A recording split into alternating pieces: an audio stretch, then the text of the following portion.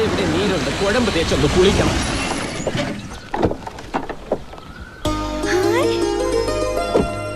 ശരത് കുമാർ அக்கா வந்து பாரு யாரு வந்திருக்காங்கன்னு. யாரு? நம்ம சரத்குமார் இல்லையா? சரத்குமார்? அங்க நம்ம கோவில்ல பார்க்கலையா? நல்ல டிஷும் அவர்தான். ஆமா അവരാ? അവരതൊക്കെ നമ്മ വീട്ടിക്ക് വരണോ?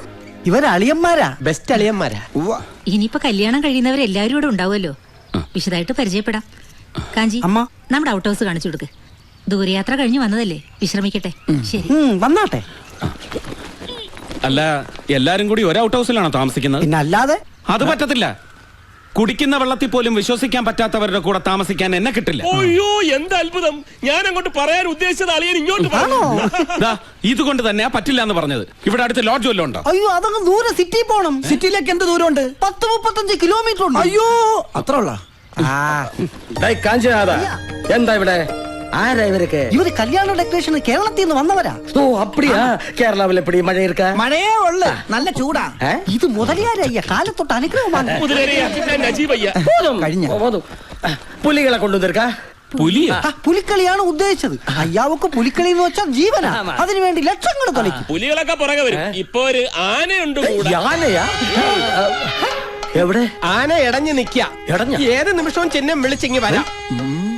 ഞാൻ എപ്പോ വന്നാലും എപ്പടി വന്നാലും എന്റെ ബംഗ്ലാവിന്റെ മുറ്റത്ത് തന്നെ തളയ്ക്കണം. അത് ഇവരെ രണ്ടാളെയും തളയ്ക്കാൻ ഒരു സ്ഥലം വേണം. തളയ്ക്കാനോ? അല്ല, താമസിപ്പിക്കാൻ.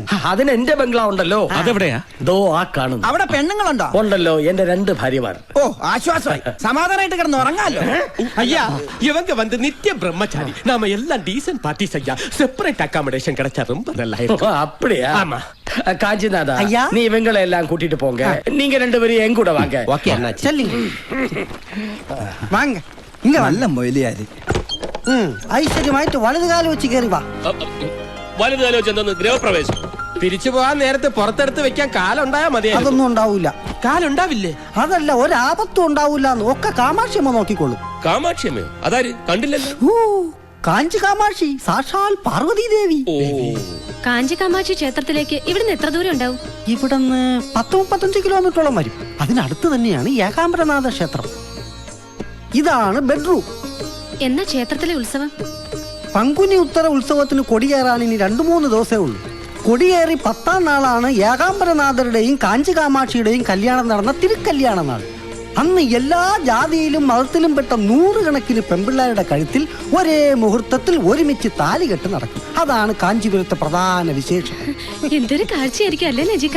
എന്താ, നിനക്ക് ഒന്നുകൂടെ കെട്ടണമെന്നുണ്ടോ? ഇതൊക്കെ കേൾക്കുമ്പോ എനിക്കൊന്ന് കെട്ടിയാ കൊള്ളാവുന്നുണ്ട്. ഇവിടെ നല്ല കുട്ടികളെ കിട്ടും. വന്ന് ഇറങ്ങിയപ്പോ തന്നെ കിട്ടിയോന്ന് പോരെ.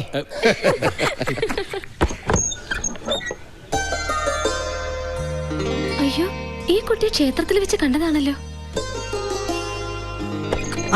അതല്ലേ കല്യാണ പെണ്ണ് മീനാക്ഷി. അതെയോ? ഇതാണ് എന്റെ അച്ഛൻ ശങ്കർലിംഗം മുതലിയാർ. അപ്പാ വണക്കം. ഇതാണ് എന്റെ അമ്മ ഭാഗീരഥി ഭായി തമ്പുരാട്ടി. അമ്മ തമ്പുരാട്ടിയായിരുന്നു? രാജരക്തമായിരുന്നു. പൊക്കി പറയുന്നു വിചാരിക്കരുത്. ഈ തള്ളേടം തന്തേടം തറവാടിത്തം കണ്ടു കഴിഞ്ഞാല് മുതലിയാർ ഇവരുടെ മകനാണെന്ന് ആരും പറയേ. വാങ്ങോ, അടുത്ത ലിംഗത്തെ കാണാം. ഇതാണ് ഞങ്ങളുടെ വല്യമ്മാവൻ രാമചന്ദ്രലിംഗം മുതലിയാർ. അയ്യോ, ഇത് MGR അല്ലേ? നല്ല സാമ്യമുണ്ടല്ലേ? MGRും ഞങ്ങളുടെ ഒരു ലിംഗത്തിൽപ്പെടും. ഇതേത് ലിംഗത്തിൽപ്പെടും? ഇത് എന്നോട് മകൻ ശരവണലിംഗം, മീനാക്ഷിയെ കെട്ടാൻ പോകുന്ന മാപ്പിളെ. എന്ത് ചെയ്യുന്നു? എന്തും ചെയ്യും. അവൻ അങ്ങനൊന്നുമില്ല, എന്ത് ചെയ്യാനും തയ്യാറാണ്. എന്ന് വെച്ചാ പണിയൊന്നുമില്ല. നമുക്ക് പണിയാവും. ഇത് എന്നോട് പെരിയ വീട് വിശാലാക്ഷി. വിശാലായിട്ട് വരുന്നത് കണ്ടപ്പോഴേ തോന്നി. அப்பா, அவுட் ஆஃப் நான் காட்டி கொடுக்கறேன் அப்பா. ഇത് എന്നോട് ചെല്ല കിളിമകൾ മരതകം. ചെല്ല வாங்க வாங்க. என்ன பாடி ராஜ நட. ஆம்பளனா இப்படி இருக்கணும். നീ എങ്ങനെ അധികം ഇറുക്കണ്ട. ഉള്ള പൊടി.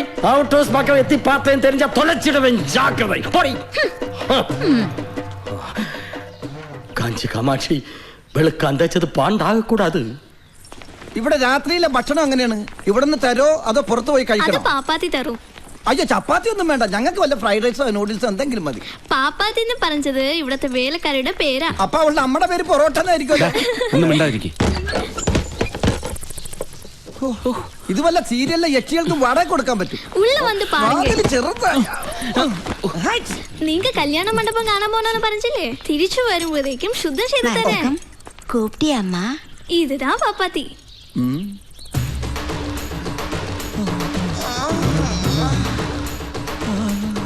ഇത് ചപ്പാത്തിയും പൊറോട്ട ഒന്നുമല്ല, മസാല ദോശയാ. ഒന്നും വാ അടക്കട. അടക്കാൻ തോന്നണില്ല. ഞാൻ അടപ്പിക്കണോ?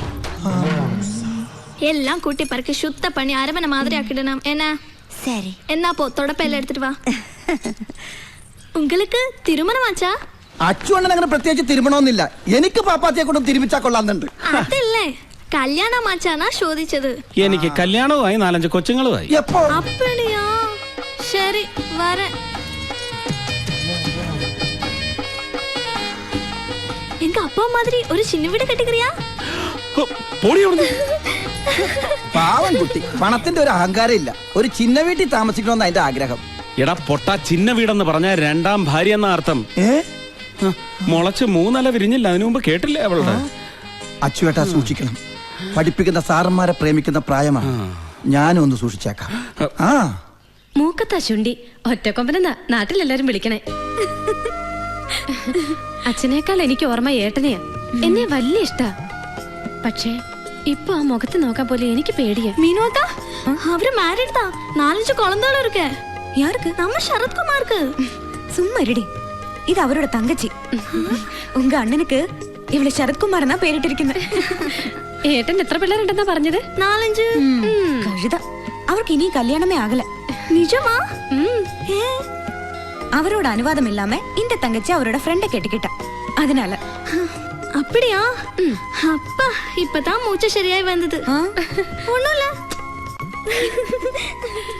മാമാവിടെ ചിന്ന വീട്ടിലെ ഒരേ ഒരു മോളാ. ഞാൻ വന്നാ പിന്നെ എന്റെ വല തൂങ്ങും. 2 ഭാര്യമാരും ഒരേ വീട്ടിലാണോ താമസം?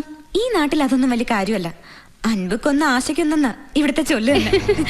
എന്തായാലും പരിചയപ്പെടാൻ പറ്റിയതിൽ വളരെ സന്തോഷം. വലിയ സ്വത്തൊക്കെയുള്ള ആളാവുമ്പോ ഞങ്ങളോടൊക്കെ മിണ്ടുന്ന പോലും വിചാരിച്ചതല്ലേ. സത്യം പറഞ്ഞ എന്നെക്കാളും സ്വത്തുകാരി ആദരയാണെന്നാ എനിക്ക് തോന്നുന്നത്. ഈശ്വര, എന്തേ പറയണേ? നമുക്കിഷ്ടമുള്ള, നമ്മളോട് ഇഷ്ടമുള്ള ഒരാളുടെ കൂടെ ജീവിക്കാൻ പറ്റുന്നതല്ലേ ഏറ്റവും വലിയ സമ്പത്ത്. എന്ന് വെച്ചാ? ഏയ് ഒന്നുമില്ല, ഞാൻ വെറുതെ പറഞ്ഞേ ഉള്ളൂ. മനസ്സിൽ എന്തെങ്കിലും വിഷമം ഉണ്ടെങ്കിൽ അത് വിശ്വാസമുള്ള ആരോടെങ്കിലും തുറന്നു പറഞ്ഞാ ഇത്തിരി ആശ്വാസം കിട്ടും. തുറന്ന് പറയാൻ എനിക്കൊരു മടിയില്ല. സത്യമായി சொன்ன ഞാൻ മുതലേരല്ലേ. നിങ്ങളെപ്പോലൊരു മലയാളിയെ നിങ്ങൾ കണ്ടത് എന്റെ തന്തയുടെയും തള്ളയുടെയും പടമല്ല. അറിയാമോ? മദ്യവെച്ചിട്ട് ഇങ്ങനെ അച്ഛനെ അമ്മയും തള്ളി പറയട്ടെ. ഞാൻ പറയും. ഞാൻ ഇന്നലെ തുടങ്ങിയതല്ല ഈ കുടി. എന്റെ അച്ഛൻ ശങ്കരൻ വേറെ ഒരു ദരിദ്രവാസിയായിരുന്നു. എന്റെ മുത്തച്ഛൻ കാഞ്ചീപുരം തെരുവിൽ മുണ്ടും തോർത്തും വിറ്റ് നടന്നിരുന്ന ഒരാളായിരുന്നു. മുത്തച്ഛന്റെ അച്ഛനും വേറും തറ കച്ചവടം. പിന്നെ എങ്ങനെ ഈ നിലയിലെത്തി? കരയരുത്. എന്റെ അച്ഛൻ ശങ്കരൻ ഒരു മുതലയാരി പെണ്ണിനെ കെട്ടി, മീനാക്ഷി അമ്മ. അങ്ങനെ വെറും ശങ്കരലിംഗ മുതലയാരായി. പിന്നെ ഒറ്റ കേറ്റമായിരുന്നു. തെങ്ങിലേക്കോ? ഏത് തെങ്ങ്? അല്ല, പിന്നെയും ശങ്കരൻ തെങ്ങിലേക്കെന്ന് കേട്ടിട്ടുണ്ട്, അതുകൊണ്ട് ചോദിച്ചതാ. ഓ പഴമൊഴി. ഇത് ബിസിനസ്സിലേക്കുള്ള കയറ്റം. വെച്ചിടി കയറ്റം. ഓ പക്ഷെ ചാകാൻ നേരത്ത് ഭാര്യയുടെ പേരിട്ട പേരക്കിടാവിന്റെ പേരിൽ അങ്ങനെ സ്വത്തുമൊഴി എഴുതി വെച്ചിട്ട് വെള്ളമിറങ്ങാതെ ഗോവിന്ദ എന്ന് പറഞ്ഞ് മേലോട്ട് പോയി. നിങ്ങൾ തമ്മിൽ ഉടക്കായിരുന്നു? ഇല്ലെന്ന് പറഞ്ഞൂടാ. അത് വെച്ചിട്ട് എനിക്കൊരു പണി തന്നതാ പരമനാറി. പേരായിരിക്കും. ഞാനും കിട്ടി ഒരു മുതലയാര് പെണ്ണിനെ. പക്ഷെ അവിടെ തന്തയുടെ സ്വത്തെല്ലാം ബാങ്കുകാർ ജപ്തി ചെയ്തുകൊണ്ട് പോയി. പാപ്പരായ കാമാക്ഷി എന്റെ തലയിലുമായി. പക്ഷെ എന്റെ മോൻ ശരവണൻ മീനാക്ഷിയെ കെട്ടുന്നതോടെ ഞാൻ ഒരു കോടീശ്വരനാവും. മീനാക്ഷി സിൽക്ക് കൈ വെള്ളയിലിട്ടിങ്ങനെ അമ്മാനെ പാടും. എന്നിട്ട് മുള്ളിനെ മടക്കി കുതിയിട്ട്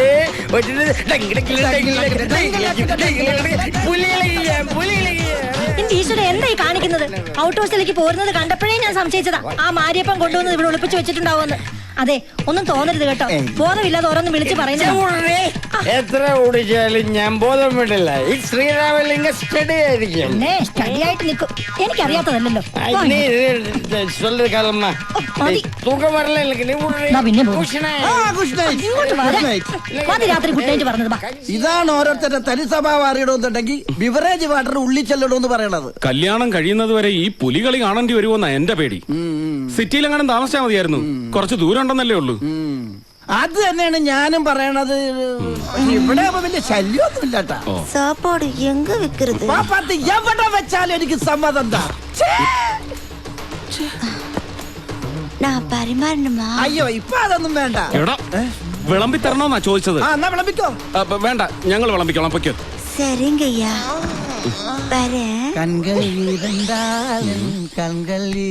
ആ 2 കണ്ണ് ഞാൻ കുത്തിപ്പൊട്ടിക്കും. പോയി വിളമ്പടാ. ആ കുട്ടി വെറും പാവോ. ഏത് കുട്ടി?